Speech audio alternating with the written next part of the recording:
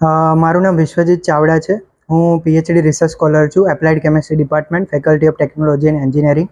હું ડૉક્ટર સંજય કુમાર સરની under PhD કરી રહ્યો છું અને આ રિસર્ચ હું છેલ્લા 3 વર્ષથી કરી રહ્યો છું.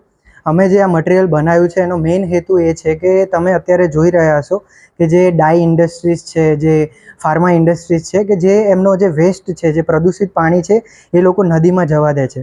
તો નદીમાં જવા દે છે તો એનાથી શું થાય છે કે એ જે નદીમાં જે પ્રદૂષિત પાણી જાય છે એ પાણી ખેડૂતો યુઝ કરે છે એમના ડ્યુરિંગ પાક દરમિયાન, અને એ ખેતી કરે છે, અને એ પાણીની ખેતી જે થાય છે એ ખેતીથી આપણે ખોરાક ખાઈએ છીએ અને એ ખોરાક આપણા પેટમાં જાય છે તો આપણને કેન્સર, ચામડીની એલર્જી, એ પાણી ક્યાંય બી કોઈ નાહવામાં યુઝ કરે યા તો પશુ ઢોર યા તો કંઈ બી થાય તો એમને પણ નુકસાન પહોંચાડે છે.